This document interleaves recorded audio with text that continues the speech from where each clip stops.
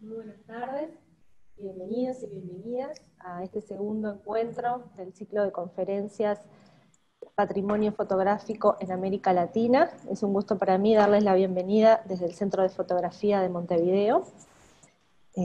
Recordarles que este ciclo se va a estar desarrollando hasta el 17 de diciembre, cada jueves a las 19:30 horas, día en el que tendremos la oportunidad de conocer experiencias de primera mano, contadas por los protagonistas de la gestión de archivos en diferentes partes del mundo. Recordarles también que el objetivo de este ciclo de conferencias es mantenernos en contacto y generar un espacio de encuentro y de intercambio entre quienes estamos interesados en las temáticas que se van a estar abordando, y para ganarle un poco a las imposiciones de la emergencia sanitaria. Voy a darle una cordial bienvenida a Fernando Osorio, coordinador y artífice de este ciclo de conferencias. Fernando tiene una vasta trayectoria en gestión, preservación, formación, en conservación del patrimonio fotográfico y audiovisual a nivel internacional. Actualmente coordina el programa de formación en conservación del patrimonio fotográfico que ofrece el Centro de Formación Regional del Centro de Fotografía. Para nosotros es un compañero más, un integrante más del equipo, y bueno, le doy la cordial bienvenida y el adelante para iniciar con este segundo encuentro. Muchas gracias a todos, muchas gracias a Ana Laura por su introducción, y yo, antes de pasar a presentar los datos curriculares de nuestra invitada del día de hoy, Anaís García, quiero decir que para nosotros es muy importante la participación de un país centroamericano que en este día estará pues representado por Anaís y el trabajo que se hace en la fototeca de Sirma. Y creo que es importante porque si vamos a reflexionar sobre el patrimonio fotográfico latinoamericano, tenemos que incluir a muchas regiones. En esta primera edición, que esperamos que sean muchas más ediciones como esta, iremos incorporando cada vez más entidades y países en esta ronda de discusión y de comunicación con los diferentes colegas y además con las diferentes instituciones. Por decirlo y un poquito adelantándome a lo que van a ustedes a ver el día de hoy, es también objeto estas citas de los jueves para conocer de la fotografía y de la historia de la fotografía en otras latitudes y en otros países. Bien, la maestra Anaís García Salazar estudió estudios latinoamericanos, tiene una maestría en estudios culturales latinoamericanos por la Facultad de Ciencias Sociales, la Facultad Latinoamericana de Ciencias Sociales, en Flaxo, en su corresponsalía en Guatemala, pero también es licenciada en Antropología por la Escuela de Historia de la Universidad de San Carlos en Guatemala. Y desde el 2012, o sea, hace 8 años, ejerce como directora del archivo fotográfico Fototeca Guatemala de Sirma. Y además de dedicarse a la gestión y a la dirección de la gestión de este archivo, ella también participó en varias etapas de la organización, la gestión, la planeación de un archivo. En su currículum asienta que ha trabajado en la organización y catalogación de archivos, ha determinado árboles de clasificación, ha trabajado en la elaboración de la base de datos, es entusiasta, fanática de Isaac G, por lo que vemos, ¿no? En la regla internacional, el estándar internacional de descripción archivística. Bueno, desde 2015 se dedicó a coordinar las prácticas y a supervisar las prácticas profesionales en preservación que realizan los diferentes estudiantes adscritos al programa de preservación de fotografía y manejo de colecciones fotográficas. Y en particular de una estancia que hicieron los egresados de la Universidad de Ryerson en Toronto, que tienen un programa de preservación en fotografía. Así que también ya forma recursos humanos, tanto nacionales como extranjeros, ¿no? Lo cual habla de esa capacidad de ejecución en un archivo, en una institución como CIRMA. En 2016, 2015, 2017 empezó a trabajar archivos o fondos de diferentes personalidades y en diferentes disciplinas, como el proceso de diagnóstico, inventario y resguardo del archivo documental y fotográfico del expresidente Juan José Arévalo Bermejo, ¿sí? Que fue un proyecto que fue avalado y financiado por la Universidad de Harvard a través del Proyecto Latinoamericano de Bibliotecas y Archivos para América Latina. Ha tenido publicaciones sobre fotografía, fotoperiodismo en Guatemala, y ha sido curadora de diversas exposiciones. Esto de trabajar con los archivos siempre nos lleva a involucrarnos en mostrarlos a través de publicaciones o exposiciones. Pinceladas de Luz en 2018, el archivo de George Guillemant, 130 fotografías en el mismo año, en 100 años de JJ Haas, 53 fotografías, en fin, ha hecho esa parte también de mostrar y generar estrategias de acceso a sus colecciones. Independientemente de que ha sido curadora en jefe, ha sido curadora asociada desde 2013 hasta 2017 de otros tanto de exposiciones. Bueno, estoy en la página número 7 de las 25 del currículum. Voy a hacer un pequeño resumen, pero yo creo que es muy interesante ver que en todo su desarrollo desde muy joven se ve que se ha dedicado a trabajar con las fotografías. Por eso me interesa mucho mencionarles que Anaís pues es de las nuevas generaciones en la dirección de fototecas en América Latina, lo cual es doblemente gratificante.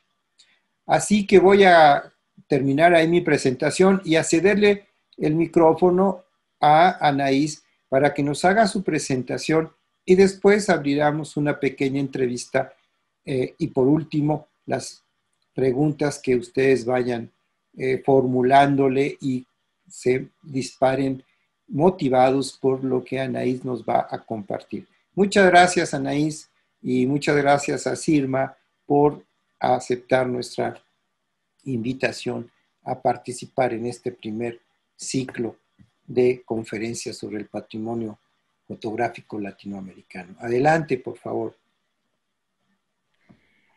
Pues buenas tardes a todos. Gracias, maestro Fernando, por la presentación.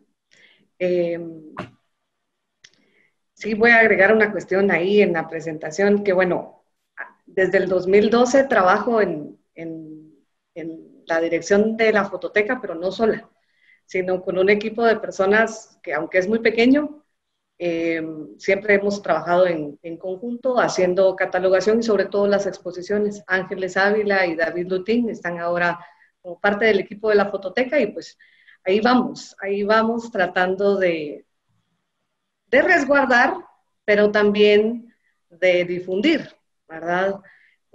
Las fotos bien guardadas y bien cuidadas sirven, pero sirven más cuando están pues a disposición del público, ¿verdad? Una de esas formas es hacerlo a través de las exposiciones, así es que nos gustan mucho y tienen buena receptiva en el público. Así es que por eso nos hemos dedicado también a trabajar anualmente en distintas exposiciones. Entonces, pues bueno, nada más quería mencionar a mis compañeros. Y bueno, agradecer al Centro de Fotografía de Montevideo y al maestro Fernando Osorio por hacer este llamado para presentar la Fototeca Guatemala de CIRMA, porque pues es una de las instituciones que en Centroamérica ya lleva 40 años de estar trabajando y pues es el lugar en donde he estado trabajando los últimos 10 años de mi vida y sí, ha sido muy gratificante ver cómo poco a poco, con pasos lentos pero seguros, hemos ido avanzando, ¿verdad? Avanzando. Entonces, pues voy a poner mi presentación, les voy a compartir mi pantalla, espero que tengan muchas dudas. Estamos aquí para resolverlas y para conversar un poquito más sobre este patrimonio que no solo es guatemalteco, sino finalmente de todos. Vamos a ver.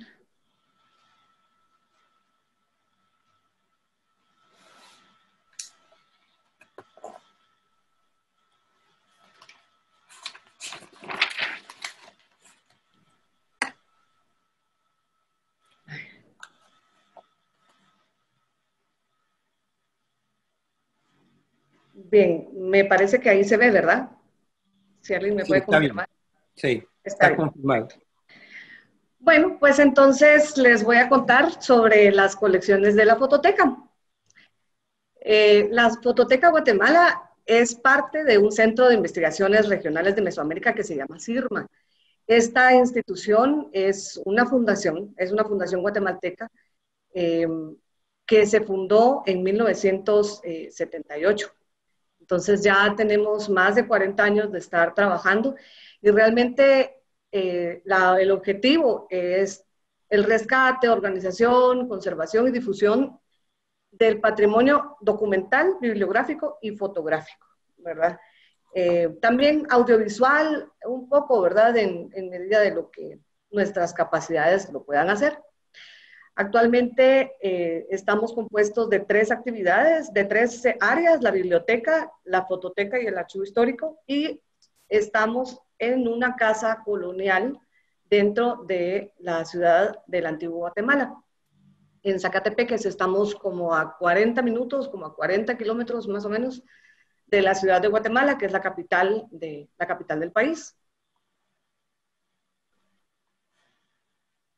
La biblioteca es el primer acervo con el que se fundó CIRMA y es una reunión de las bibliotecas de los fundadores, el doctor Christopher Lutz y el doctor Swayze, William Swayze, uno historiador y el segundo era arqueólogo, dedicados, ¿verdad?, a buscar, a crear un lugar en donde pudiera estar albergados los libros, las investigaciones que se estaban haciendo sobre Guatemala y que muchas veces no llegaban a ser, digamos, no era como un conocimiento repatriado, ¿verdad?, lo que se conoce.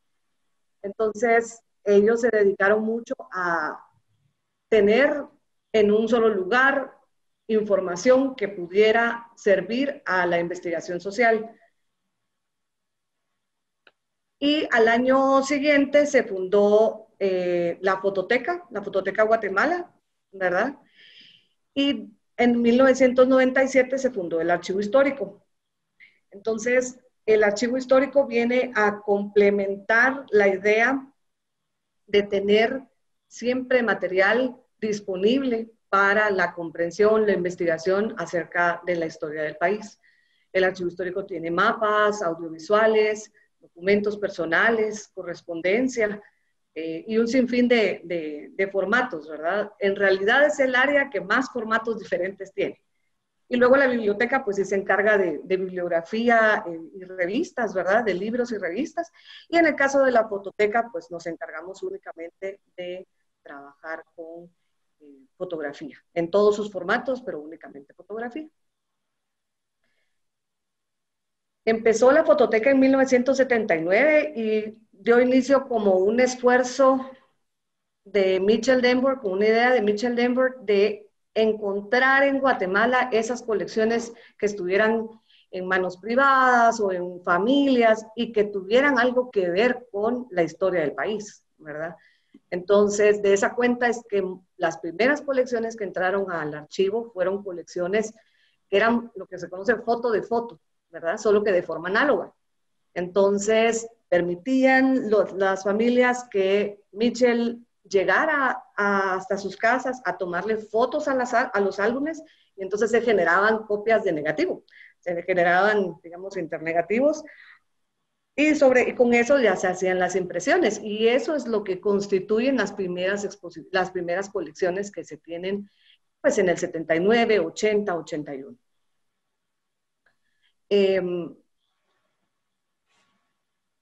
Voy a ocultar esto porque no lo voy a ocultar. Bueno, las colecciones de la fototeca tienen diferentes temáticas, ¿verdad? Grupos étnicos, grupos sociales, grupos políticos, todo desde mediados del siglo XIX hasta la fecha. Y hay colecciones que están basadas principalmente en la arquitectura, en la arqueología, en las investigaciones sociales, pero también colecciones personales de fotógrafos, archivos personales de fotógrafos y colecciones que provienen de alguna exposición fotográfica que se haya hecho y cuyas copias pues ya constituyen una colección en CIRMA. Los formatos al inicio, pues eran los formatos que se tenían en los años 80, ¿verdad? Como les digo, se empezó el archivo con las copias, ¿verdad? Pero conforme han pasado los años y las décadas, se ha visto la importancia de resguardar también aquellos formatos que son análogos y que son formatos históricos del siglo XIX. Placas de vidrio, tanto negativos en placas de vidrio, tanto al colodión húmedo como gelatina. Como ven ustedes en la pantalla, ¿verdad? Diapositivas, negativos de 35 milímetros, que también son un poco complicados, y daguerrotipos y ambrotipos que, aunque es muy pequeña la colección que nosotros tenemos, al final de cuentas es la única colección que está pues al servicio del público, ¿verdad? Que es una colección de daguerrotipos a nivel público y se desconoce de otra en el país. Y bueno, les voy a empezar a contar un poquito con estas imágenes sobre el tipo de colecciones que tenemos.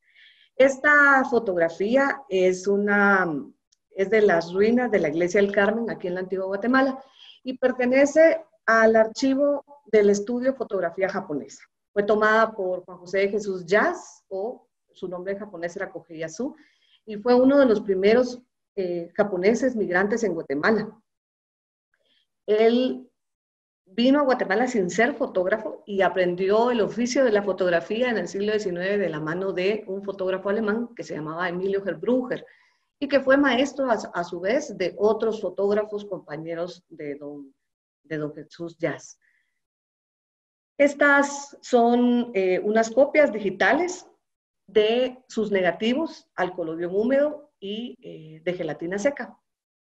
Y fue digamos, la primera colección de formato original que entró a CIRMA.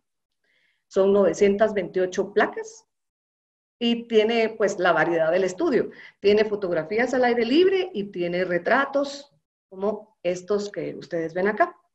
Este retrato es una triple exposición, ¿verdad? Y a su vez, retratos individuales y retratos de grupo. El archivo finalmente quedó en manos del sobrino de don Yas, del señor Yas, y él fue quien más trabajó con gelatina de plata. Retratos como estos son los que pertenecen a ese archivo y pues compañeros de este archivo también están el archivo de Tomás Zanotti en Quetzaltenango y de Emilio Herbruger en la ciudad de Guatemala y Alberto Valdeavellano.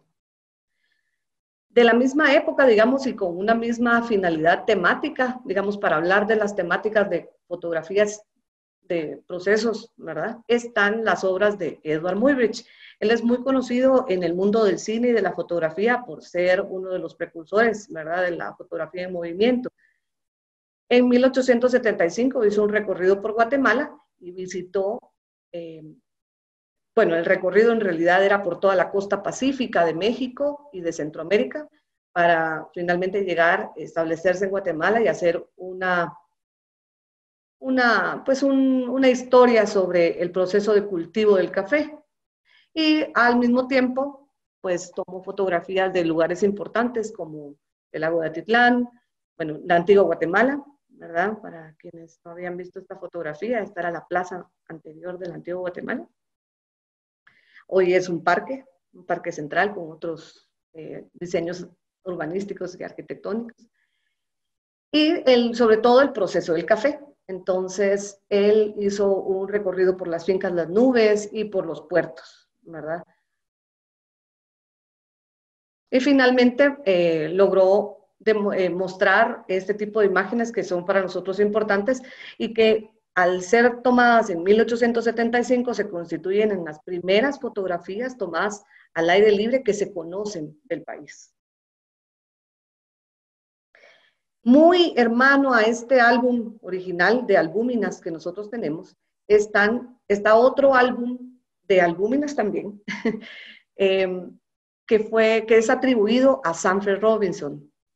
Sanford Robinson fue un fotógrafo estadounidense que vino a Guatemala, también alrededor de 1880 aproximadamente, y no sabemos quién compuso el álbum de 72 fotografías, pero están la mayor parte de ellas atribuidas a Sanford Robinson, y por ahí en Estados Unidos hay un álbum muy parecido y es posible que el fotógrafo sea Moncrief, así es que bueno, más de 100 años después todavía estamos dilucidando, las fotografías no están firmadas, pero también son albúminas y también nos muestran este tipo, no solo de paisaje, en cuanto al proceso de café, proceso de exportación, la industrialización que se estaba viviendo en Guatemala en el siglo XIX a finales, la idea de llevar toda la industria a la mayor cantidad de lugares posibles y de poder trasladar el producto, pero también es particular, si ustedes se dan cuenta, esta parte de acá es el volcán, simula el volcán de agua, pero en realidad son efectos, ¿verdad? Es una producción posterior. Y así está completo el álbum, lleno de efecto de nubes, ¿verdad? Con imágenes muy verídicas en los primeros planos, pero con nubes arregladas en un Photoshop antiguo. Y bueno, hoy evidentemente el cultivo de café y la producción sigue siendo temática para finales del siglo XIX. Y bueno, a esto se le sumó en el 2017, una colección de 7 daguerrotipos y 11 daguerrotipos y 7 ambrotipos de la familia de don José Manuel Montúfar Aparicio. Y son estos que están acá, un cuarto de placa, media placa, vienen con sus estuches un poco dañados, pero logramos hacer una digitalización con cámara, ¿verdad? Y con los filtros para poder darlos a conocer. Y cuando trabajamos la catalogación de este archivo, logramos establecer unos cuadros de parentesco y, bueno, las y los archivistas que manejan ISAGE probablemente estarían en desacuerdo conmigo, pero yo hice una especie de adaptación de la ISAGE y la CPR, que es otra norma más o menos que se parece, que trabaja un poco como los archivos familiares para acomodar una especie de núcleos familiares a las series y poder agrupar, porque estos no solo eran de agarrotipos y ambrotipos, sino que las acompañan más de 200 fotografías a la albúmina de retratos, ¿verdad? Con sus cartoncillos, etcétera. Algunos están bastante dañados y hoy por hoy pues ya tienen su cobertura, están bien adecuados. Y bueno, todo este material que ustedes están viendo acá es albergado en un depósito que se mantiene a 16 grados centígrados, a 46% de humedad relativa, ¿verdad? Y tenemos una habitación muy pequeña, pero una habitación previa que nos permite pues aclimatar un poco las fotografías. Esa habitación está a 20 grados, 20 grados y a 50% de humedad, porque la humedad relativa en Guatemala normalmente está al 75-80%, en invierno es peor, y nos mantenemos más o menos en un 23-24 grados centígrados. Entonces, bueno, las temáticas son variadas en la fototeca, y estas son un poquito la otra parte, ¿verdad? Estas son ya más modernas, son 1950, la década de los 60, por ahí vamos a encontrar unas décadas 70s y 80s, y ya son el trabajo arqueológico. Este que ven ustedes a la izquierda es el doctor Edwin Shook, y el que ven ustedes aquí a la derecha es el doctor Jorge Guillemán.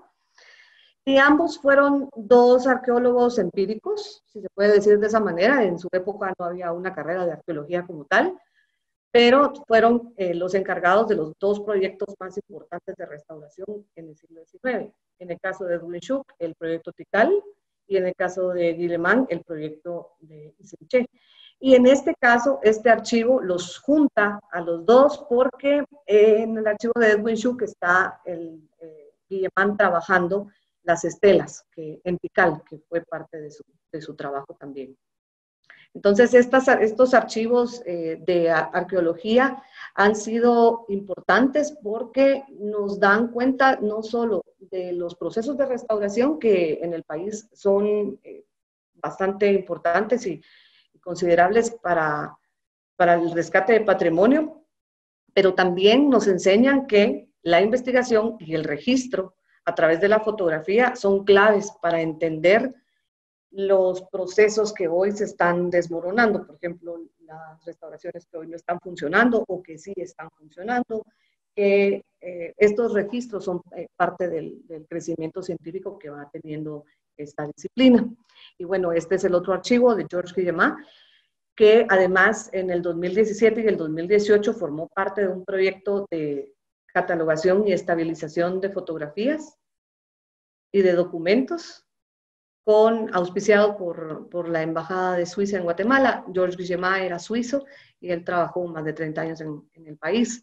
Entonces, con este proyecto logramos no solo ordenar la colección de documentos, mapas y fotografías en todos los formatos, digitalizarlo, catalogarlo y colocarlo parcialmente en la red, en nuestra base de datos, que ahorita, afortunadamente, la pandemia nos ha permitido ir mejorando y esperamos tener una nueva base de datos pronto.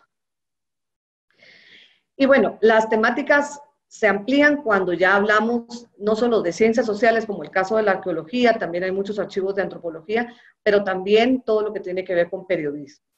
Entonces hay dos periódicos muy grandes que circularon en el siglo XIX. El Imparcial es uno, que es de donde proviene esta fotografía, que además la utilizamos en nuestra última exposición que se llama Fractálisis, y que celebró 40 años de la fototeca.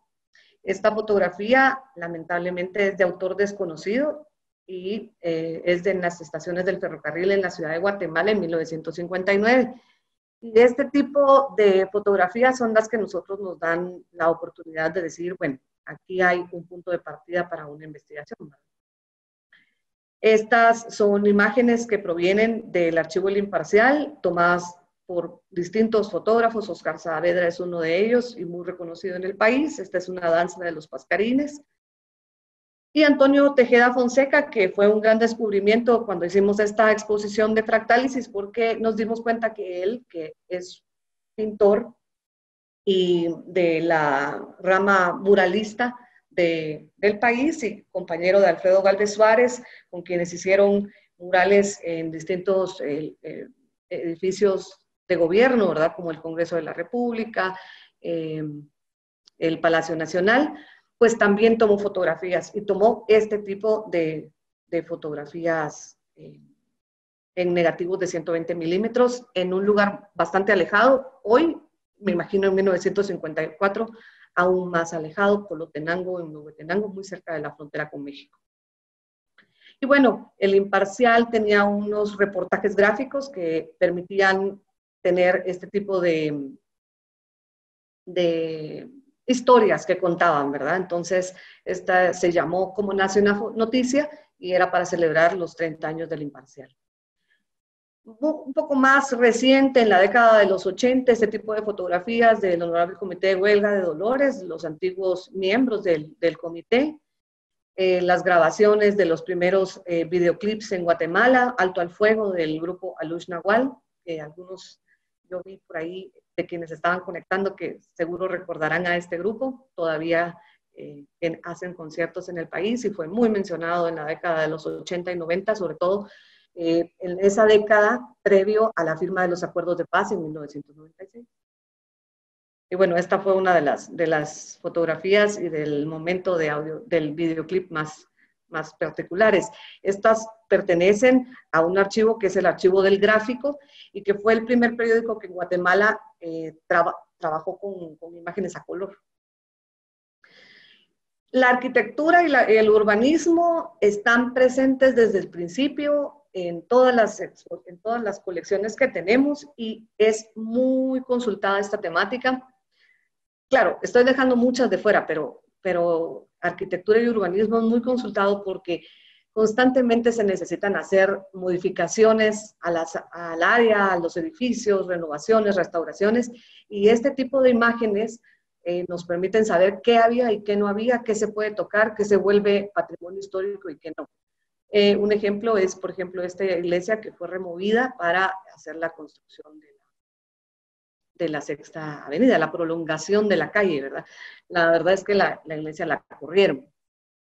Y bueno, obviamente Pablo Sittler fue uno de los fotógrafos que trabajó esta temática y también la temática religiosa que, como ustedes sabrán, la Semana Santa en Guatemala es muy reconocida y pintoresca, ¿verdad? La ciudad de Quetzaltenango. Y los terremotos han marcado, ¿verdad?, la construcción en el país. Marcelino González Cano fue arquitecto y también trabajó en el Consejo de Protección del Antiguo Guatemala. Entonces, no solo su archivo no solo contiene todo el detalle de acueductos, arquitectura, los terremotos y detalles arquitectónicos como este, por ejemplo, sino también un registro arqueológico de los nuevos hallazgos que se encontraban, ¿verdad? Porque también trabajó en el Instituto de Antropología e Historia, que se encarga de velar por el cumplimiento de la ley y del resguardo del patrimonio arqueológico, entre otras cosas. Y bueno, me voy a robar 3 minutos más rápidamente solo para contarles un poquito sobre estas fotografías que ustedes ven acá. Este es un poquito el trabajo que nosotros hemos estado haciendo, porque todas estas colecciones que ustedes vieron necesitan resguardo, necesitan trabajo. Nosotros nos encargamos, las mismas 3 personas, de hacer la adecuación de todas estas fotografías a lo que corresponda, ya sea en papel, en milar, y hemos trabajado con distintos estudiantes y me da mucho gusto saber que no solo trabajando con los estudiantes de Ryerson, que han sido ya varios años, más de 7, sino también con estudiantes guatemaltecos, que no son precisamente estudiantes de preservación de fotografía. Ven ustedes aquí las cajitas que les hicimos. Este es un diseño de Ángeles Ávila para las cajitas de daguerrotipos. No utilizamos pegamento ni tape de ninguna clase. Son sobrepuestas, pero es una adecuación bonita. Bueno, y entonces, en este caso, por ejemplo, son estudiantes de Ryerson, pero también estudiantes de Guatemala. Y uno de esos ejemplos fue el archivo de Marcelino González Cano, porque la Universidad de Rafael Landívar estuvo interesada en conocer ese archivo, pero como estaba todavía en sus cajas originales, no pudimos mostrarlo. De hecho, les voy a correr un poquito solo para que lo vean. El archivo vino así. Este es el archivo de Marcelino González. Como no podíamos mostrarlo, entonces ellos dijeron, ¿cuántos estudiantes necesita? Y entonces organizamos un plan en el que logramos ordenar la colección, hacer su árbol, su cuadro de clasificación bajo la ISAG, y luego entregar y enseñar a los estudiantes a trabajar poco a poco y lograr pasar todo ese material a hojas de print file y luego etiquetar, codificar y guardar.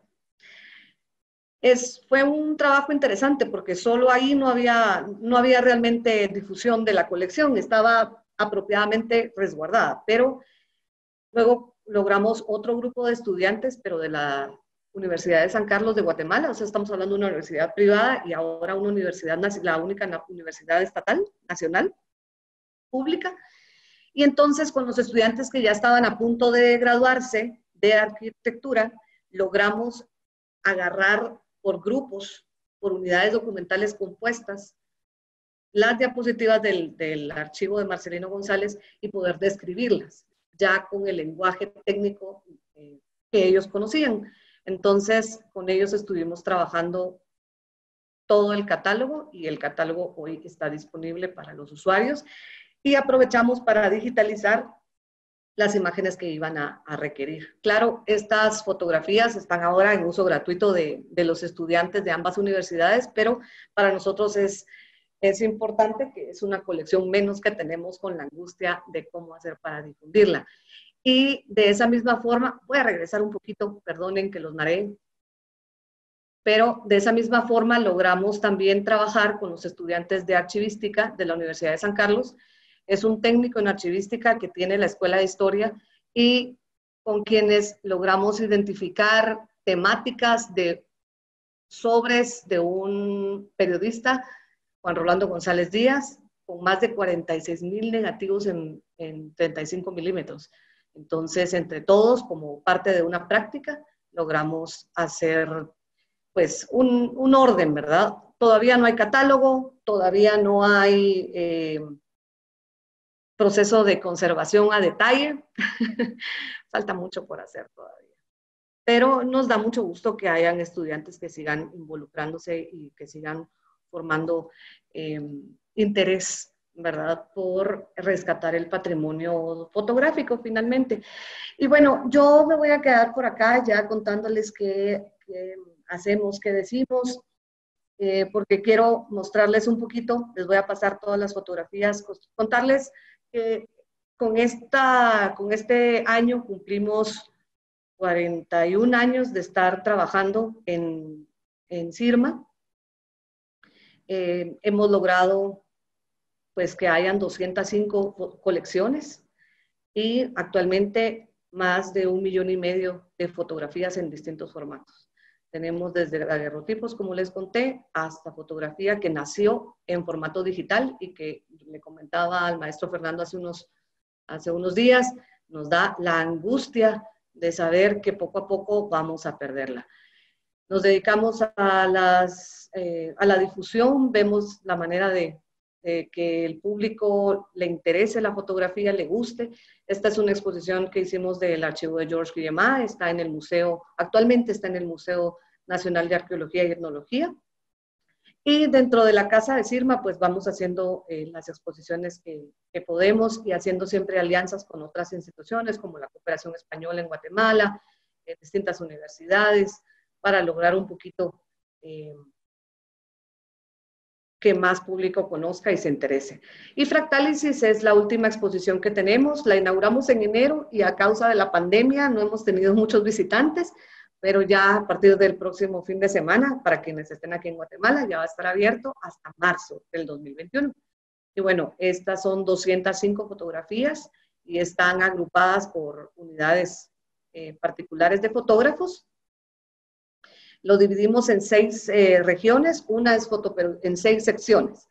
Una de fotoperiodismo, la segunda de retrato, la tercera de enfoques, digamos enfoques especiales que cada fotógrafo ha tenido sobre Guatemala, y 3 fotógrafos importantes, uno de ellos el fundador de CIRMA, Michel Lembert, y su fotografía en Guatemala. La segunda, Masahiro Umoto, que es otro japonés que también vino a Guatemala en la década de los 80, y finalmente María Cristina Oribe, cuya fotografía es una fotógrafa guatemalteca y además editora de fotografía en Guatemala. Ella falleció en el 2017, pero nos dejó un legado de editorial fotográfica muy, muy interesante. Ella fue periodista y bueno, pues su fotografía ahora, su archivo completo es parte de nuestras colecciones. Y bueno, les dejo aquí también mi contacto para quienes quieran escribirnos, visitarnos. Yo sé que ahorita la pandemia nos complica las visitas, pero la pandemia no va a durar para siempre. Y los archivos tienen la capacidad de estar aquí muchos más años. Yo estaba recordando en el fin de semana que decía, lo que decía Grant hace unos meses, y que lo ha dicho siempre, 100 años para la fotografía realmente para la historia puede ser mucho, como era, para la historia puede ser muy, muy poco, pero para la fotografía es mucho porque los cambios son grandes. Así es que no pierdan el tiempo de visitar los archivos fotográficos que aún se puede. Y en la conservación estamos viendo la manera de que eso esté siempre disponible para muchas más generaciones. Así es que, bueno, yo lo dejo acá. Voy a dejar de compartir pantalla, no sé cómo se hace eso. Ahí está. Gracias. Pues muchas gracias, Anaís. Es un recorrido que nos has hecho a través no solamente de la fotografía en Guatemala, pero también al trabajo que haces tú con tu equipo. Yo voy a pasar rápidamente a la entrevista en donde intentamos recuperar la experiencia de vida profesional de nuestros ponentes. Y nuestros ponentes no solamente son ponentes de un programa, sino son actores de la conservación. Como ustedes ya se dieron cuenta al oír y al ver la presentación de Anaís. A mí me parece muy interesante este viaje que tú has hecho con tu vida profesional, de la antropología a la fotografía. Claro que si tú me hubieras dicho, es que yo soy fotógrafa, antropóloga visual, ¿no? Lo entendería más rápido. Pero ¿qué nos dices? ¿Por qué de tus estudios antropológicos te clavas en el archivo fotográfico? Ay, maestro, qué preguntas. Sí, no, realmente es bien fácil ubicar a la antropología visual con la fotografía, es como lógica la dinámica. A mí me pasó al revés. Yo estudié antropología, mi padre también fue antropólogo, él se dedicó a las danzas tradicionales y durante muchos años estuvimos involucrados en la antropología y el desarrollo. De hecho, mi tesis de antropología la hice estando ya en la fototeca, trabajando como catalogado, bueno, con atención a usuarios y haciendo los registros, ¿no? Los primeros registros. Y mi tesis fue sobre los desfiles bufos y los convites, no tenía nada que ver con la fotografía. Sin embargo, a raíz de un llamado, de una convocatoria que hizo Lucía Pellecer, que por ahí la vi que entró a la sala, a quien le agradezco muchísimo ese gran llamado, ella fue la que estaba a cargo de la fototeca, y entonces a mí sí me llamó mucho la atención poder trabajar en una institución que se dedicara a la investigación social, porque ese fue el inicio. O sea, yo entré un poco engañada, maestro, porque el Centro de Investigaciones Regionales de Mesoamérica siempre tenía mucha publicación y siempre ha tenido una línea editorial muy grande sobre ciencias sociales. Entonces, yo en mi corta edad, yo asumía que al estar aquí podía haber, y además había un centro, un espacio para la investigación social en ese entonces. Entonces pensaba, bueno, pues estoy cerca, ayudo a los investigadores, entiendo las investigaciones y me vuelvo una investigadora de las ciencias sociales. Pero al entrar al archivo, conocer la estructura, la organización, los parámetros de conservación, poco a poco eso fue para mí muy enriquecedor y empecé a entenderlo. Entonces yo formación de archivista no tengo y tampoco soy fotógrafa, no tomo buenas fotos, bueno, algunas cuantas, pero no tantas. Entonces me tocó formarme en el camino. Tampoco hay tantas personas que se dediquen a esto en Guatemala. y tampoco hay tantos archivos para practicar. Entonces, sí, fue un enamoramiento con las fotografías en el momento de verlas y de atender y de entender a los usuarios, a los investigadores, viendo cómo ellos finalmente utilizaban las fotos, ¿verdad? Y por ahí me surgió finalmente la idea y la incesante, la insistencia de decir a los estudiantes que vienen a hacer prácticas con nosotros que los archivos fotográficos no son solo ilustraciones. Yo, obviamente no lo digo yo, esto es un producto de lo que he leído y de muchos personas a las que he consultado y que han sido mis maestros y maestras, no son solo ilustraciones. Pueden ser en una investigación social el punto de partida, ¿verdad? Los documentos, la base de una investigación. Muy bien.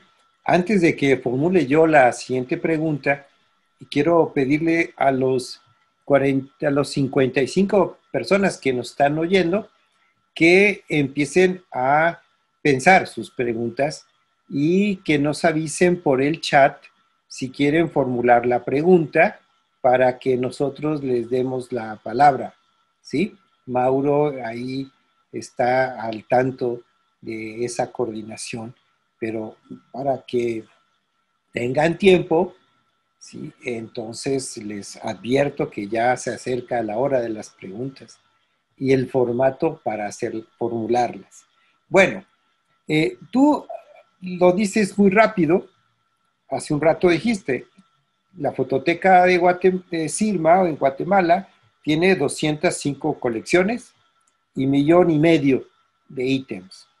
Y 7 personas, más los equipos, bueno, ahora son 3, más los equipos que puedas organizar y involucrar a partir de estancias o trabajo de servicio social, etc. ¿Sí? Lo cual implica que tú constantemente y tu equipo está tanto trabajando como capacitando, es decir, orienta, dirige, hace de líderes, ¿no? Y ese es un trabajo que has venido haciendo durante 8 años y constantemente. Lo cual, cuando nosotros vamos a las instituciones de memoria, a las agencias como UNESCO o fundaciones que se dedican a esto, estos números duros y estas cifras, pues son sorprendentes. Y otra de las cuestiones que siempre nos falta, como dato duro, siempre lo llevamos como un aproximado, ¿cuánto cuesta este programa anual? Es decir, ¿cuál es la inversión que hace la fundación? Porque eso es muy importante. Aquí en México tuvimos un personaje como secretario de Educación Pública en los años 20, José Vasconcelos, que promovió mucho a los muralistas y este arte nacionalista, etcétera, postrevolucionario, que decía que tanto hace por la cultura quien la crea como quien la difunde. Y yo me he permitido corregir a José Vasconcelos y el que la conserva, porque muchas veces sí la difundimos, pero tenemos que conservarla. Y eso tiene un costo de inversión. Tú como directiva de un archivo, ¿cuánto cuesta esto? ¿Tienes algún dato duro de cuánto te cuesta conservar un negativo de vidrio, una impresión de albúmina? Sí, maestro, sí, sí lo tenemos y es increíble cómo todo el tiempo lo estamos ocultando. No es en el sentido de ocultando, sino olvidamos mencionar que todo esto tiene un costo y además en el caso de Guatemala es un costo elevado. Nosotros tenemos un presupuesto que se distribuye en las 3 áreas. Entonces es un presupuesto para la biblioteca, para la fototeca y para el archivo histórico, para cada uno diferente. En el caso de de CIRMA, por ejemplo, no solo significa, bueno, ese presupuesto que nosotros tenemos cubre los materiales de conservación de ese año, por ejemplo, las reparaciones, las vueltas, lo que haya que hacer de movimiento. Pero nosotros estamos, como les decía, en una casa colonial que también requiere cuidado, que requiere no solo servicios de agua, de luz, de servicios para el personal, que requiere todo el trabajo administrativo y todo el trabajo legal y todo el trabajo informático. Entonces, nosotros somos una institución pequeña, no tenemos dentro de CIRMA un departamento que haga bases de datos, por ejemplo. Entonces, esos son servicios contratados. No hay un departamento grande legal que maneje los contratos y tal. No, entonces son servicios contratados también, ¿verdad? Porque tampoco los necesitamos, o sea, no los requerimos tanto, pero esos presupuestos sí están establecidos y, por ejemplo, no por una foto, pero sí sabemos que, por ejemplo, tenemos que hacer un estimado de los materiales de conservación para el año y calcular el doble del monto, oficialmente el doble del monto, para pagar impuestos y aranceles, porque todo el material viene de los Estados Unidos y son más caros, por ejemplo, los materiales, los aranceles que vienen de los materiales que vienen de México, que si vienen de Estados Unidos. Es más caro, digamos, cuando vienen de México que cuando vienen de Nueva York. Y traerlos del sur es 2 veces más caro. Y traerlos de España, de Europa, es 3 veces más caro, porque además tiene que venir mucho más tarde. Entonces, sí hay montos establecidos, y aunque es un presupuesto muy, muy pequeño, y por eso hacemos uso de los proyectos. Por eso es que les mencionaba, el proyecto de Guillemán fue cubierto no con fondos de CIRMA, jamás lo hubiéramos podido hacer. Y esos fue una donación de más de 300,000 quetzales que hizo la Embajada de Suiza, por ejemplo, para la conservación de 11,000 fotografías y 1,700 documentos. ¿Podrías repetir Conservación, la documentación. cantidad?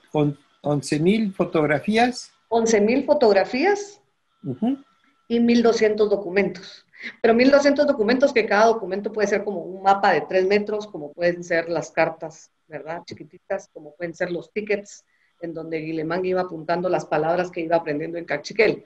Y fotografías pueden ser desde 35 milímetros hasta todas las impresas en 11 por 14. ¿Y eso de cuánto fue la suma del proyecto? De 300,000 quetzales aproximadamente. $300,000. Quetzales. Quetzales. ¿A cuánto está? 7.5. 7.5 por $1. Sí, y fueron 2 proyectos en realidad, la catalogación del archivo y digitalización, y luego hicimos una exposición, Entonces, que es la que está permanentemente, que es la que ahorita está en el Museo de Arqueología y Etnología, y tiene una versión itinerante, que por cierto, para quienes estén en Guatemala y quieran tener las versiones itinerantes, todas las exposiciones que hemos hecho están disponibles y están en nuestra página web, así es que pueden ir a verlas.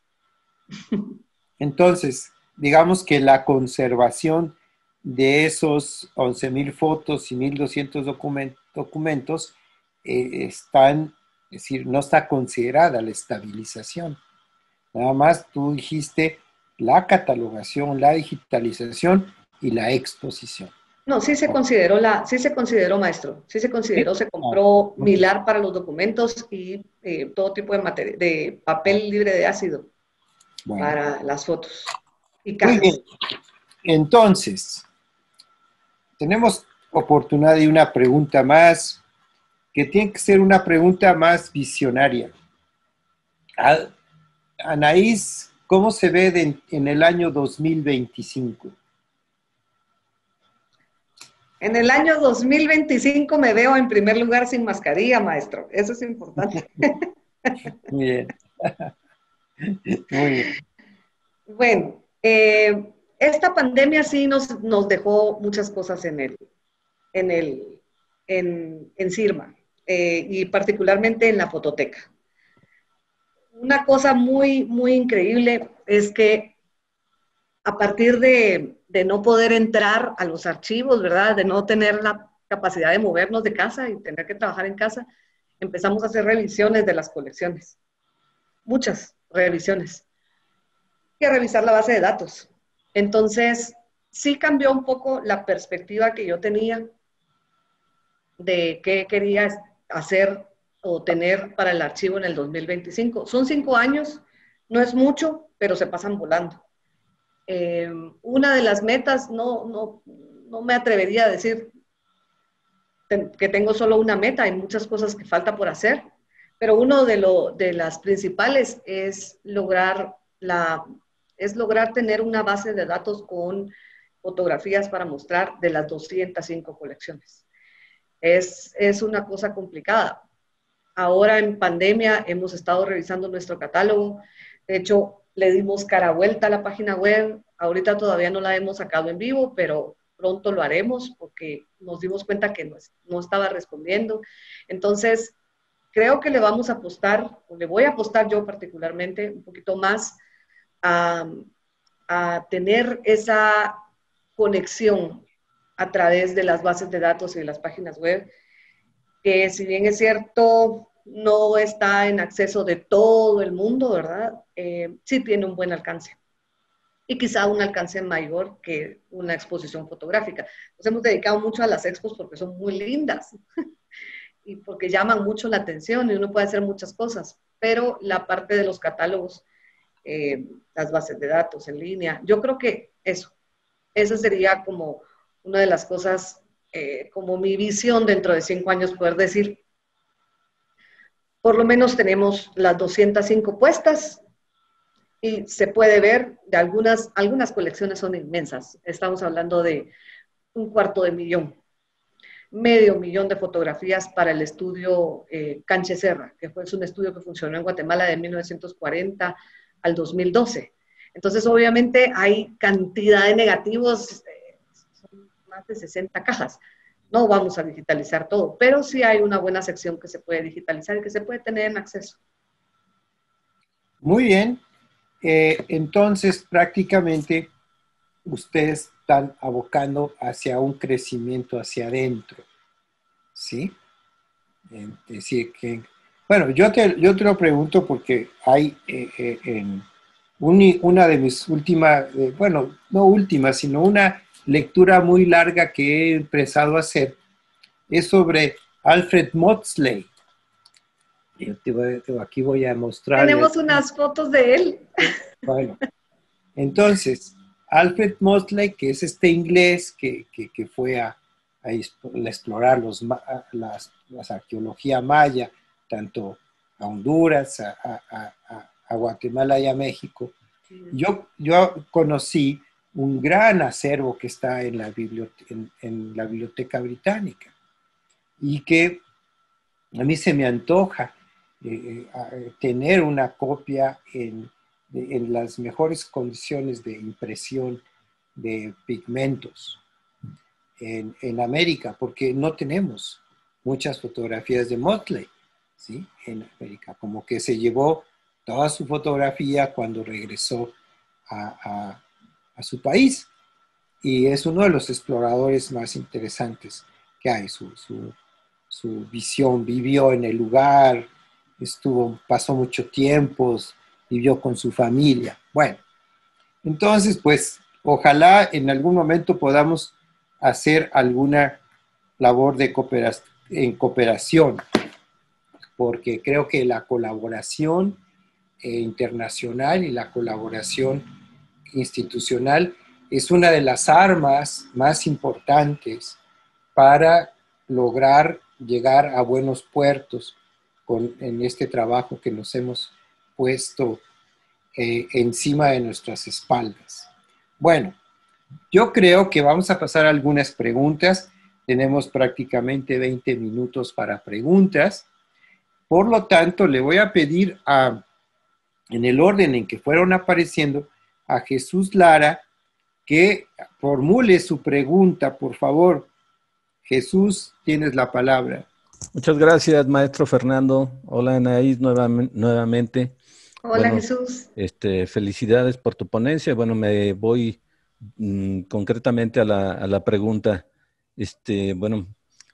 Veo que trabajas con en un lugar maravilloso. Siempre cuando a uno le gusta este tipo de cosas, bueno, que ya hemos coincidido incluso hasta en cursos, pero ¿sabes cuántos tipos de procesos tienes? ¿Han tenido oportunidad de ir diciendo, tengo tantos daguerrotipos, tengo tantos ambrotipos, etcétera? Sí tenemos esos datos. Gracias. Sobre todo. Sí, gracias, Jesús, por preguntar. No, aquí Sí, para responder. sí tenemos esos datos. Sobre todo, te voy a contar, sobre todo porque las colecciones que tienen ese tipo de procesos son colecciones pequeñas, las que yo denomino pequeñas. Un álbum de 72 albúminas, de álbum alcaíno. Otro álbum de 120 albúminas. Entonces son cosas que se pueden contar. Entonces yo sí puedo, digamos, yo ahorita no me recuerdo, pero yo sí tengo mi cuadro establecido con todas las colecciones y sus formatos y sus tamaños, ¿verdad? Entonces sí hay una separación de formato, soporte y tamaño fotográfico. El problema se da, entonces yo te puedo decir, por ejemplo, hoy por hoy la fototeca tiene 15 daguerrotipos y ya, eso es todo lo que tiene.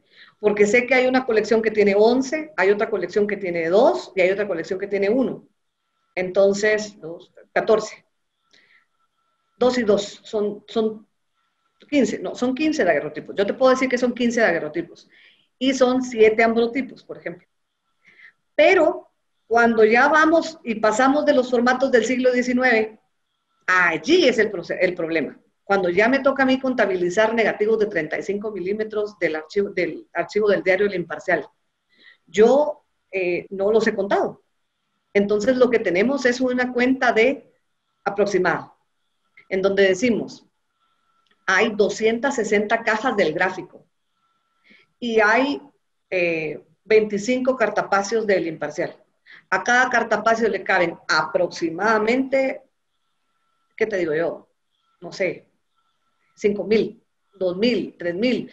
Y entonces vamos haciendo cálculos. Entonces nosotros sabemos que hay 500,000 de negativos de 35 milímetros solo del Imparcial.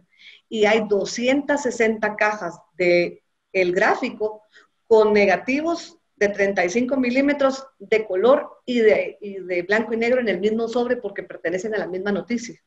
Y todavía no se han separado por procesos de conservación. Entonces lo que hemos hecho es que están limpios en su superficie y colocados dentro del depósito de conservación, dentro del depósito frío. Pero no están contados. Entonces, al saber nosotros que son el doble de la producción y contar, hacemos de cuentas que son 300,000 negativos. O sea, ese tipo de cuentas, en ese tipo de formatos es el problema, ¿verdad?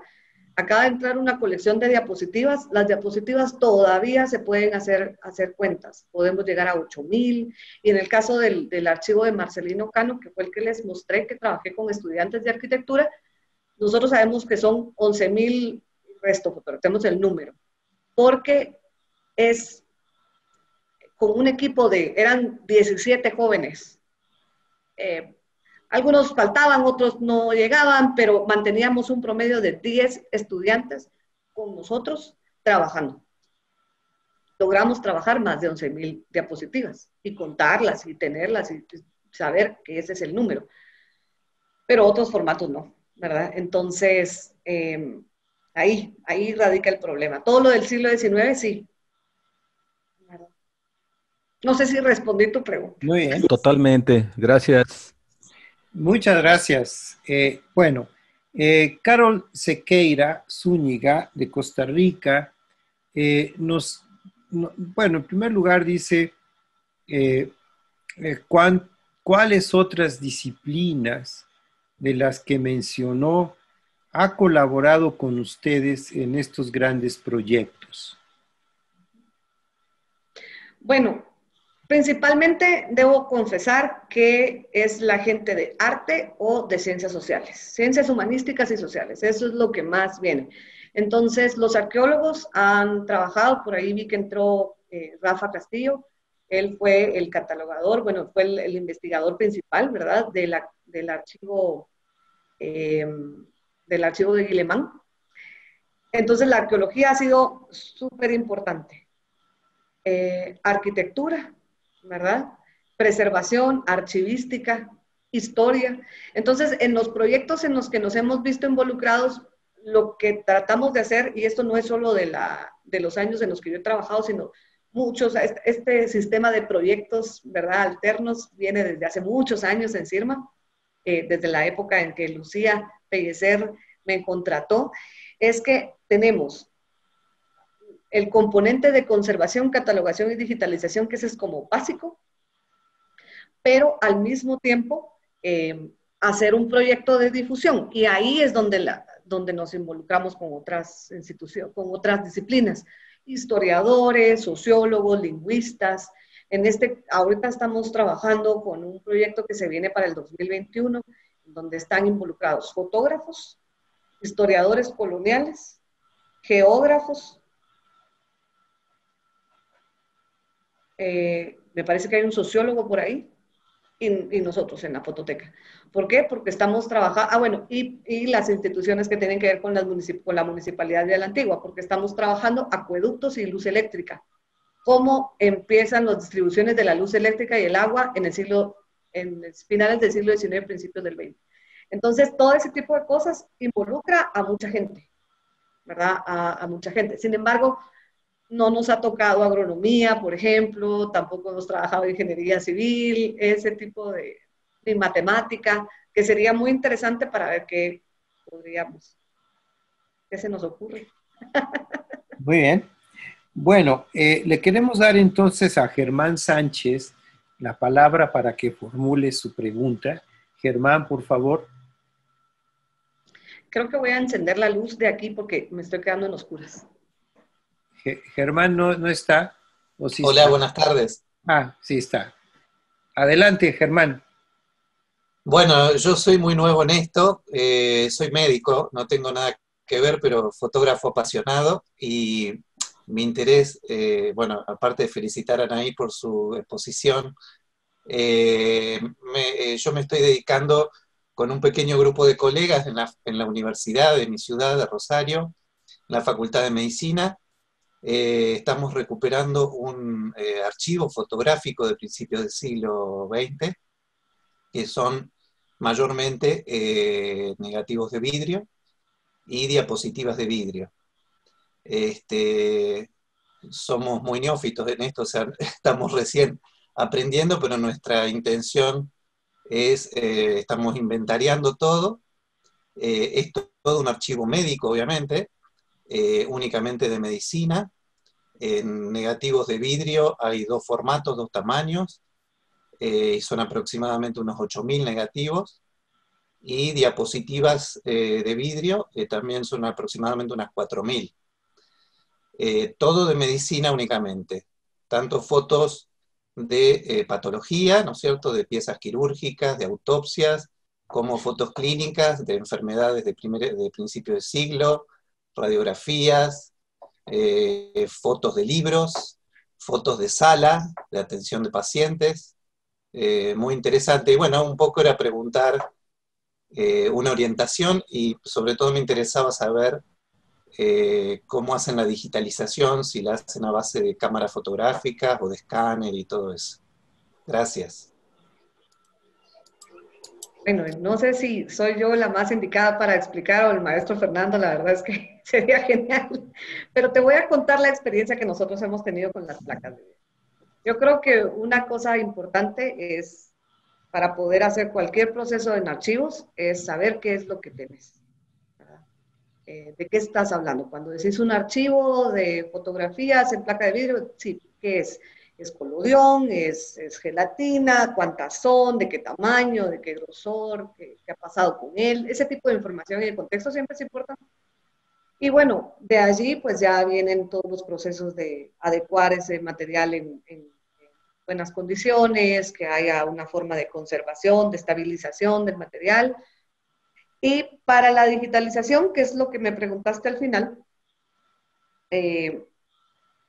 nosotros te voy a contar lo que nos pasó con nuestra colección de placas de vidrio. Nosotros tenemos 2 archivos. Uno es el que les presenté al principio de la iglesia, ¿verdad? Y los retratos. Es un archivo, los 2 son estudios fotográficos y uno fue creado en la ciudad de Quetzaltenango, que está muy cerca de México, y otro en la ciudad de Antigua Guatemala, en donde estoy yo ahora. Colodión húmedo, gelatina de plata. En el 2006, 2006, lo que se hizo fue trabajar estas placas y se hicieron internegativos de las placas. Eso quiere decir que con cámara análoga se tomó la foto de la placa en una luz, con luz, y se hizo un negativo flexible, ¿verdad? Entonces, al hacerse un negativo flexible, este negativo flexible ya pudo pasar por el escáner. Y entonces se pasó por el escáner, salió la foto digital y esa es la que utilizamos ahora. Hoy por hoy, más de ya casi 15 años de ese proceso, los digitales ya no están sirviendo mucho, porque obviamente se digitalizaron con un escáner que no tenía la gama y la fidelidad que tenemos ahora y que hay ahora en el mundo. Entonces las pantallas ahora cada vez mejores, etcétera, etcétera, ya reproducen esa digital de muy baja calidad. Entonces ahora estamos volviendo sobre nuestros pasos y pensando qué más podríamos hacer para digitalizar. Hace 1 o 2 años vinieron los curadores del Museo de Navarra, en España, porque estábamos celebrando 100 años del fallecimiento del fotógrafo que tomó esas placas. Y ellos nos dijeron que la calidad de las placas era muy mala, o sea que la calidad de la placa era buena, pero la calidad del internegativo no era buena. Y que por qué habíamos hecho un internegativo. Si de una placa grande habíamos sacado un negativo de este tamaño. Y que por qué no mejor se digitalizaba directamente de la placa con luz transmitida y con cámara digital. Y la verdad es que te digo, hay cantidad distinta de formas de digitalizar. Una opción es esa, ¿verdad? Utilizar luz transmitida, siempre todo bien nítido, ¿verdad? Limpio, bueno, con todos los parámetros necesarios y tomar la foto digital, porque se quiere digitalizar. Pero esa experiencia hoy por hoy a nosotros nos enseñó una cosa básica, y es que digitalizar es bien importante, es lo que se utiliza ahora para la difusión, pero no es un método de preservación per se.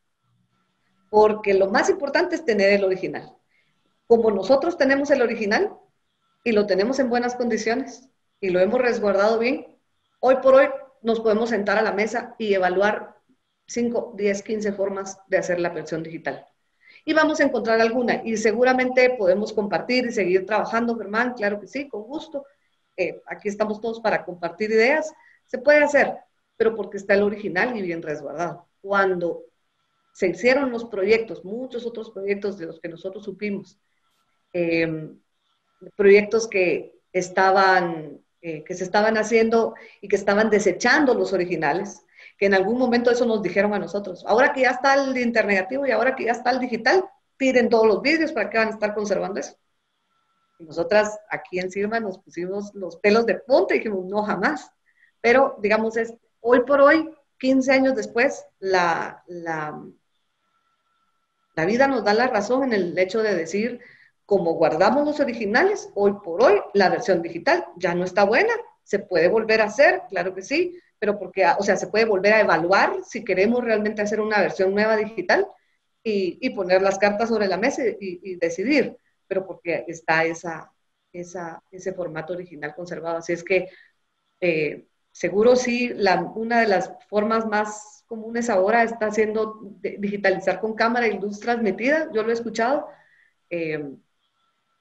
pero más importante es ver cómo vas a guardar esos vidrios, ¿verdad? Materiales libres de ácido, dónde lo vas a poner, un lugar seco, un lugar oscuro, con baja temperatura.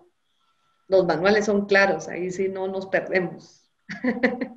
Y bueno, yo creo que Fernando seguro tiene muchas miles de ideas. Germán, ¿desde dónde nos ves? ¿Le podemos dar micrófono a Germán, que tiene el micrófono apagado? ¿Desde dónde nos ves? Desde la ciudad de Rosario, Argentina. Muy bien. Mira, Germán, yo lo único que te diría es que tú no puedes digitalizar nada que no esté catalogado, que no esté registrado, que no esté inventariado. Cuando logres eso, tienes que digitalizar placas limpias, ¿sí? Para que no digitalices mugre o polvo. Exacto, sí, sí, sí. Vale. Entonces, como tú vas a generar un archivo digital, ese archivo va a requerir que se reindexe. Es decir, la cámara te va a dar, o el escáner te da un numerito con el cual te manda el file, el archivo a tu computadora. Pues para cambiarlo vas a tener que generarlo con anticipación para saber cuál es el numerito. Exacto. Entonces, el original físico debe de tener el mismo número que tu versión digital, que tu archivo digital. ¿Sí? Bueno, vamos a suponer que tú decides digitalizar con una cámara de 44 millones de píxeles o más, ¿sí?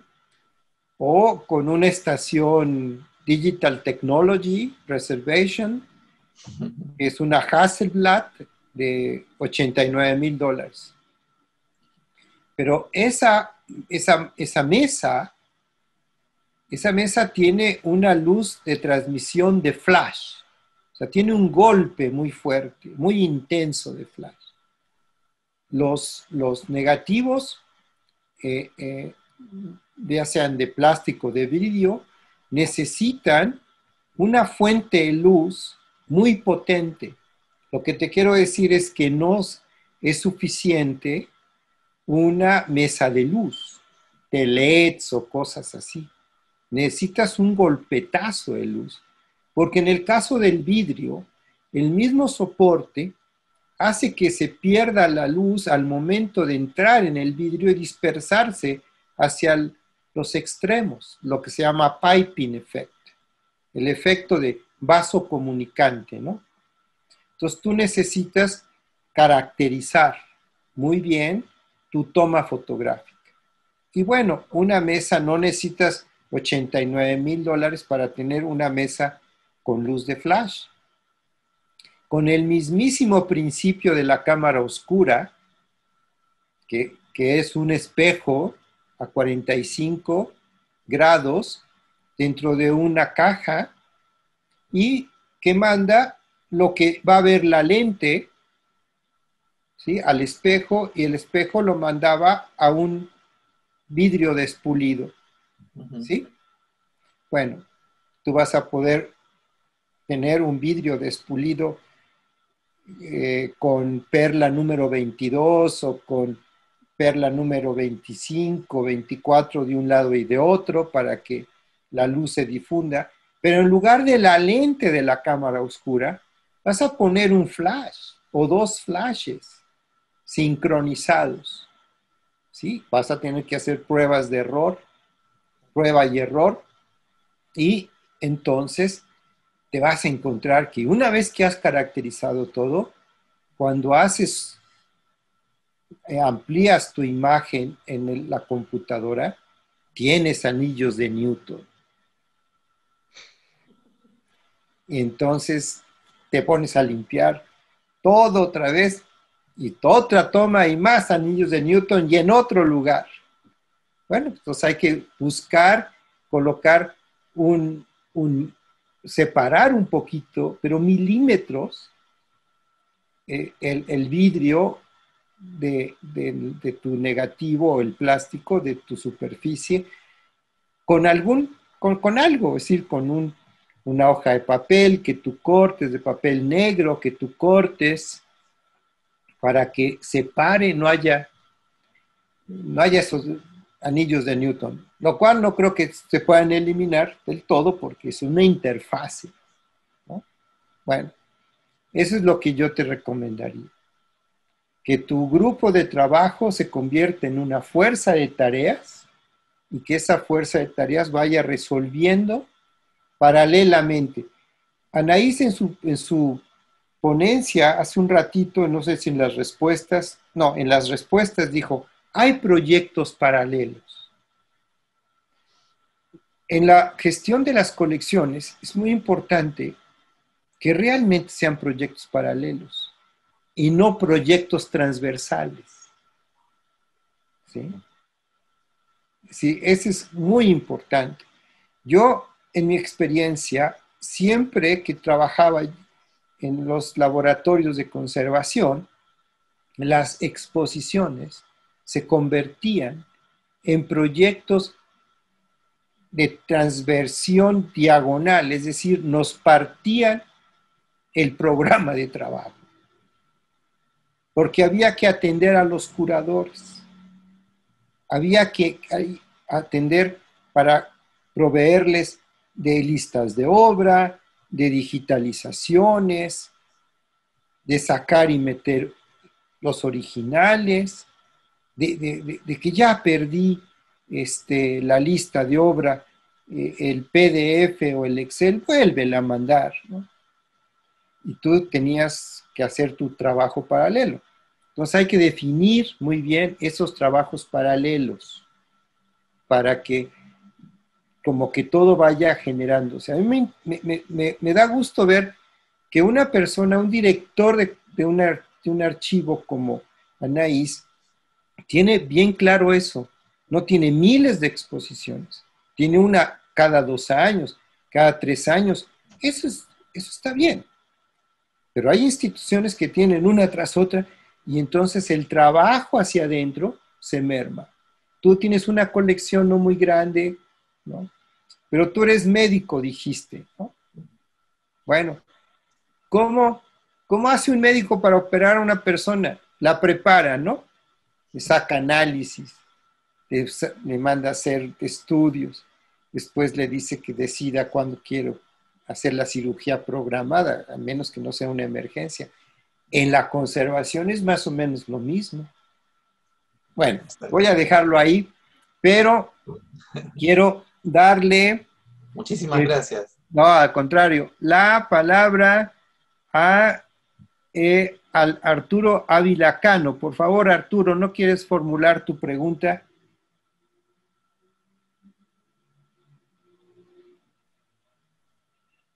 Arturo. Sí, aquí estoy. No sé si ya me escuchan. Ya. Hola, Adelante. ¿qué tal? Buenas tardes a todos. Gracias por esta oportunidad para hacer pregunta. Quisiera formular lo siguiente. Tengo una curiosidad por saber si en Guatemala se conserva gran parte del archivo de Emilio Ebrurger, porque al hacer el libro sobre fotografía artística de guerra, nos encontramos con información de que Emilio Ebrurger tuvo un estudio en alguna etapa de su vida en la ciudad de Mérida, pero no conocemos imágenes, ¿no?, que haya tomado allá, y quisiéramos saber si él se llevó su archivo, si allá lo conservan, y para saber si tiene parte de su acervo que tomó en México allá en Guatemala. Qué linda pregunta.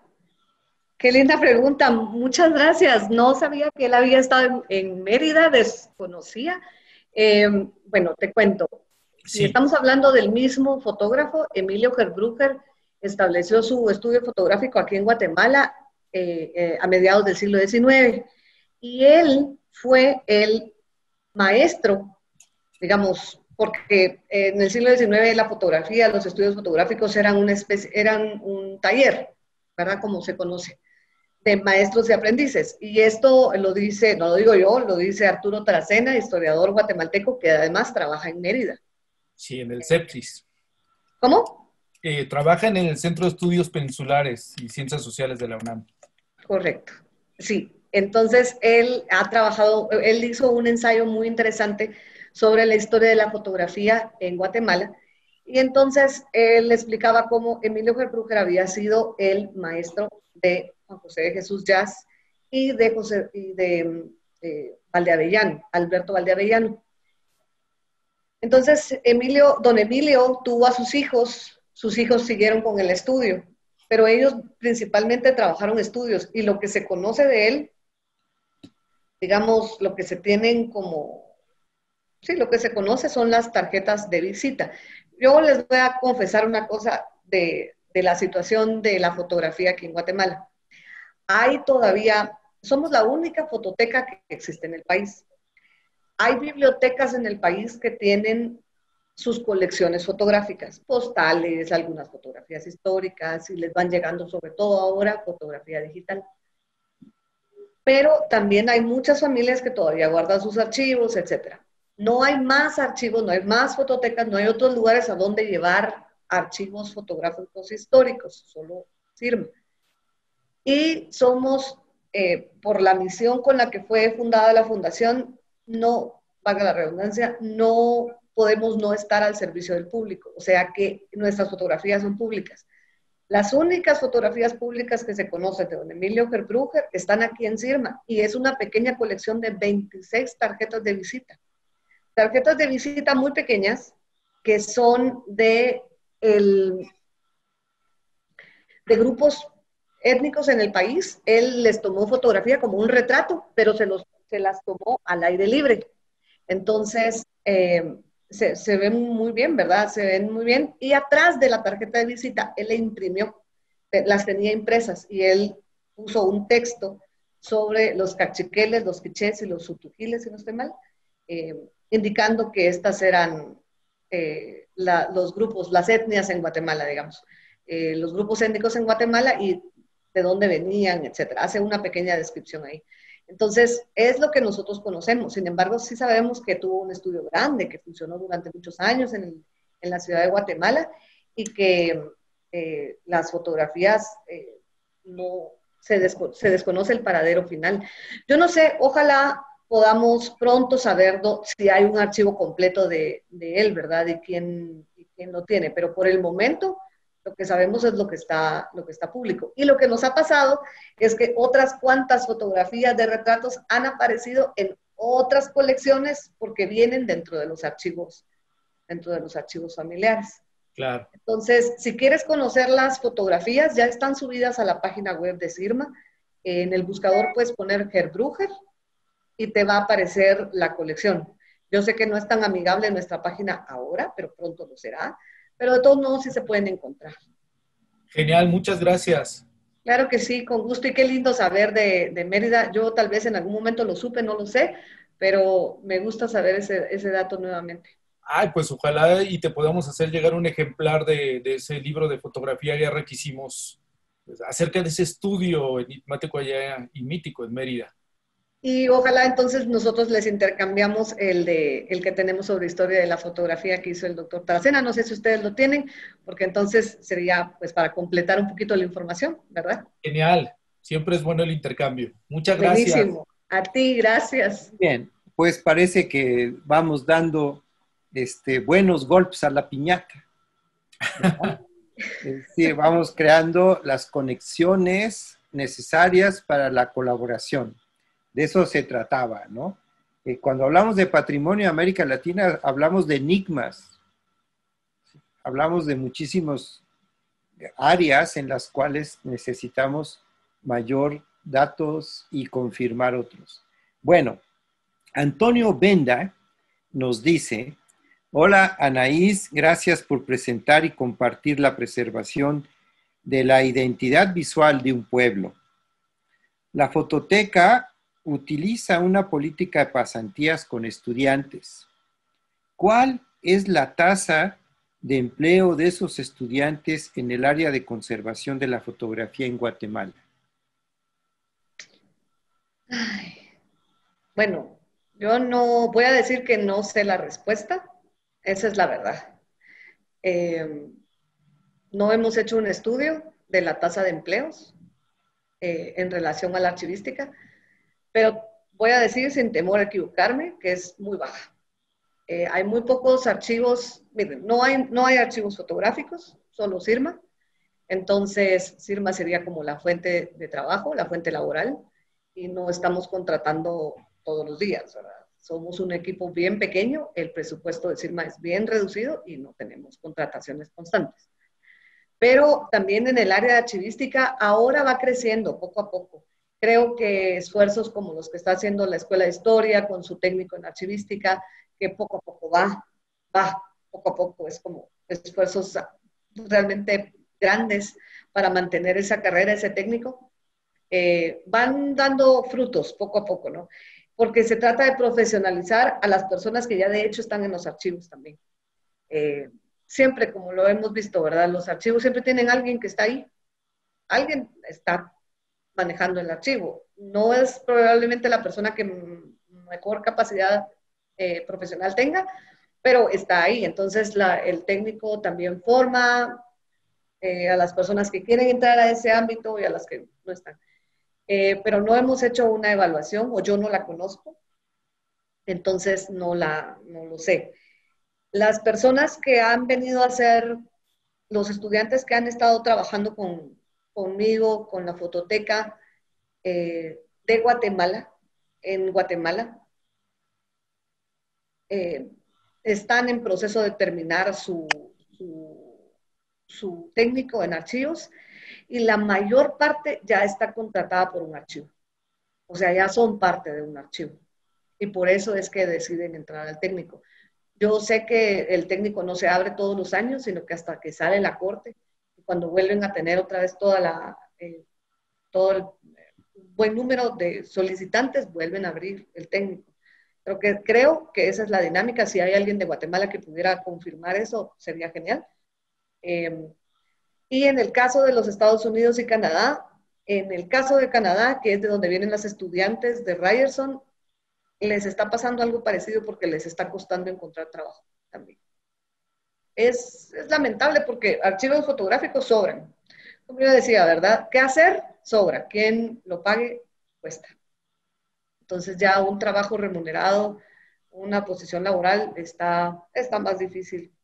Y yo lo he visto, como te digo, yo no puedo hacer estadística, no he sacado el número, yo no lo he hecho, pero lo he visto con las estudiantes que hemos tenido. Unas lo logran porque ya están trabajando en eso y otras no. La mayoría no. Así es. Bueno, un poco para ahondar en esta visión que tú nos das, creo que es importante decir que tenemos que partir el campo laboral como en dos y verlo como si fuera una esfera, ¿sí? El campo de las fototecas, del patrimonio fotográfico y audiovisual y documental en general, pues es una esfera que tiene adentro muchas esferitas y las podemos mover. Y yo también creo que hay que verlo como la gente que está trabajando en el campo, que tiene un trabajo que no necesariamente tiene la formación completa, sino que pues ha tenido que atender con las mejores prácticas que ha podido, pues la salvaguardia, el cuidado de las colecciones. Ahí habría un campo de interés para la capacitación, la actualización.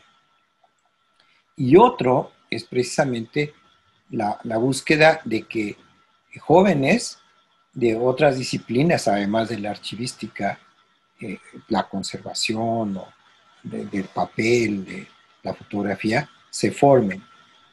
Yo soy muy entusiasta cuando veo que en una institución que tiene una instalación instalada como la tuya, con mesas de trabajo, con talleres de conservación, con áreas de trabajo, pues abra las puertas a la formación, ya sea vía las estancias, y que esas prácticas profesionales lleven a germinar y lleguen a tener una acogida dentro de los actores, que no solamente sea una experiencia más, sino esa es una parte como de seducción en donde a veces hay clic y a veces no hay clic. Pero este es un problema, Antonio Benda, que está pasando en América Latina. Sí hay gente interesada en trabajar en el área, pero hay más gente que recursos. Necesitamos buscar de manera ingeniosa más estrategias para financiar proyectos que puedan incorporar a estos colegas en ciernes. ¿Por qué? Porque gran parte, ya lo decíamos la vez pasada, de la transición tenemos que irla pensando con mucho detenimiento, ¿sí? Es decir, tenemos 2 generaciones y una en sándwich, ¿sí? Y eso es importante de irlo planeando. Si no pasa así en la arqueología, los arqueólogos generalmente generan a sus equipos de trabajo, ¿sí? Y van siendo como los mentores, ¿no? Pero no pasa así en la conservación y restauración de los bienes muebles. Es decir, no hay suficientes plazas. Y es en todo el mundo. Es en todo el mundo. Nadine Vera nos decía la vez pasada, que bueno, que ella es la primera restauradora de fotografías contratada con ese rótulo en la Biblioteca Nacional de Francia. Entonces, lo mismo, ¿cuántos conservadores de fotografía tenía la Eastman House? Cuando yo fui investigador residente, pues había 2, Gran Romer y su asistente. Y todos los demás que estábamos ahí como investigadores o conservadores residentes, hacíamos el trabajo. O los que iban a hacer sus estancias, sin ningún sueldo, ¿eh?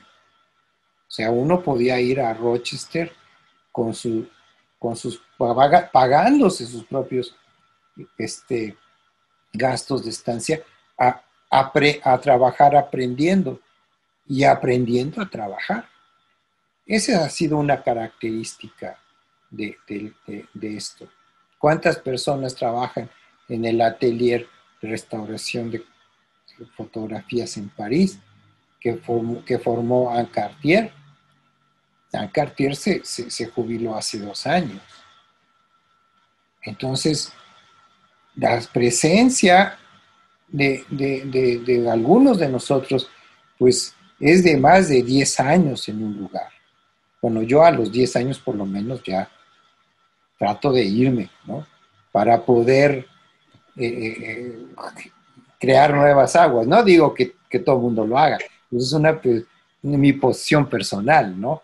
Es decir, más que en el Instituto Nacional de Astrofísica, Óptica y Electrónica estuve 15 años, pero haciendo muchos proyectos de diferente índole. Pero yo creo que eso hay que pensarlo. Esto, gestión, desarrollo y transición, es los ejes de este programa. Y bueno, hoy Anaís pues nos dijo cómo se había desarrollado ella, cómo había desarrolladose la fototeca y cuáles son esas transiciones, ¿sí? Cómo transita de la generación de programas de trabajo, de tareas que tiene que realizar. Y igual, cómo transita para resolver la problemática diaria, ¿no?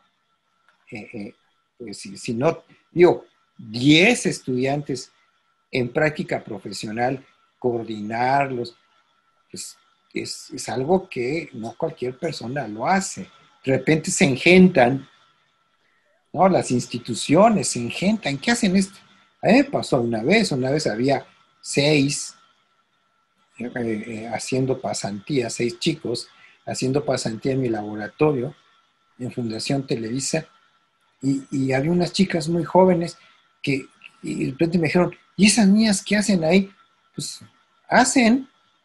están trabajando negativos de nitrato de celulosa de división fílmica, las películas del cine de oro mexicano, porque les gusta, ya las vieron, esa es ¿cuánto tiempo tú le dedicas a una persona en la capacitación más que un maestro en una relación de enseñanza-aprendizaje? Más que eso. Bueno, ya tenemos casi 2 horas y tenemos que ir despidiendo esta sesión. Queremos invitarlos a todos a que nos acompañen el próximo jueves a la misma hora, y también queremos decirles que antes de que salgan de la sesión, por favor contesten una encuesta que Mauro ya está listo de aplicar para, ya saben, ¿no? Que buscar una valoración pues la autocrítica y las sugestiones siempre son buenas tenerlas.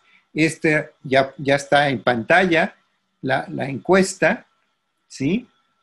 Y mientras se contestan la encuesta, yo les digo que aproximadamente 55 personas estuvieron la mayor parte de la sesión. Sandra Baruki felicita a Anaís, a Mauro, a Ana Laura. Mis felicitaciones a mi persona, porque yo no puedo estar jugando la Divina Trinidad. Entonces, a Andrea Estrada también felicita a Anaís. Dice, el grupo de la canción me pide que te envíe saludos y abrazos. Así que, son amigos míos que muy conocen bien. del patrimonio. Trae porra, ¿no? Muy bien. Sí, muy bien. Rafael Castillo también te manda felicitaciones a ti y a los organizadores. El profesor Sancho Pugia dice, la experiencia compartida por Anaís sin dudas tiene un valor inagotable que logra orientarnos más en este camino. Agradecido por la gentileza del Centro Fotografía de Montevideo por compartir estos encuentros. Sandra Baruki desde el principio hizo la mención de que vivimos con esta relación de inversiones financieras y adquisiciones de productos de conservación en el exterior. O sea, compartimos los mismos males de depender de un mercado no tan libre, no tan benévolo, ¿no? Así que Analí Núñez igual nos felicita, Anaís y al equipo, ¿sí? Amalia, un gran trabajo, dice, Germán ya nos había dicho, ¿no? Que participó. Bueno, creo que hemos hecho una revisión de Natalie Saldías, también Verónica Vázquez, felicitaciones desde México, a Silma, a Anaís, a Noemí, Socorro Farfán también. Bueno, y Antonio también agradece la presentación que hiciste, ¿sí? Y el trabajo al Centro de Fotografía. Sofía Durán, de Perú, lo mismo. Y que pues, muy bien. Así que nos vemos la próxima semana. Mauro, antes de irnos, Anaís quiere decir algo, por favor, adelante. Sí, solo quiero expresar mi admiración por el Centro de Fotografía de Montevideo.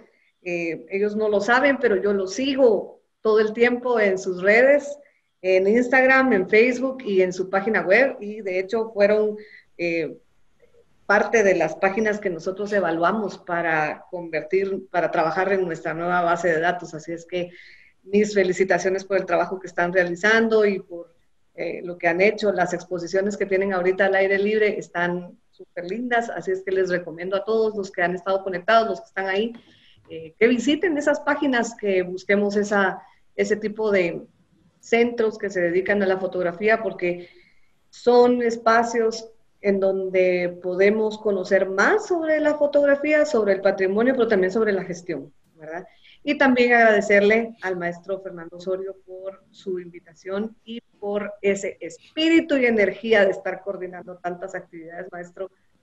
Admirable, admirable. Así es que pues aquí nos vemos el próximo jueves. Gracias por invitarme, y desde CIRMA les esperamos y les damos la bienvenida a todos. Ojalá que ya la pandemia pase pronto y puedan visitarnos, no solo en las redes, sino también aquí. Guatemala les espera. Muy bien, pues muchas gracias por tus palabras. No podríamos hacer esto sin un equipo de personas, producción, tanto en Montevideo como los propios especialistas que han aceptado participar en esta primera ronda de conferencias, que esperamos que sean más, ¿sí? Y pues queremos agradecerle también a tu institución, a CIRMA, pues haberte dado todas las facilidades para estar con nosotros. El mundo es un pañuelo, porque Paul Suissi fue mi jefe y fue maestro de arqueología en la Universidad de las Américas, en Cholula, en Puebla. Yo trabajaba como asistente de cátedra del área de sociología, así que él era el que aprobaba o no aprobaba, ¿sí? Y bueno, ahí tenemos ya conexiones que siempre son pues muy gratificantes, ¿no? Son conexiones que dices, cuando él se fue en los años 70, mediados de los 70, posiblemente se ha venido a Guatemala en 76, y nunca supimos más del señor Suissi, ¿no? Hasta ahora que estaba aquí fundando CIRMA. Exactamente, fíjate. Bueno, pues ya tenemos los resultados de la encuesta, ¿sí? Hay 34 personas que votaron, ¿sí? El 6% es de Montevideo, del interior del Uruguay 3% y del exterior el 91%, ¿sí? Tenemos la mayor cantidad de personas está entre los 25 y los 44 años, 56%, ¿sí? Después han sido recomendados por otra persona, poquito menos de la mitad. Facebook tiene 38% de culpa de que estén aquí. ¿Qué te pareció el contenido? El 91% dice que muy bueno, el 3% dice que bueno, ¿no? La dinámica de la actividad, 85% muy bueno. Bueno, estos resultados son interesantes, y la próxima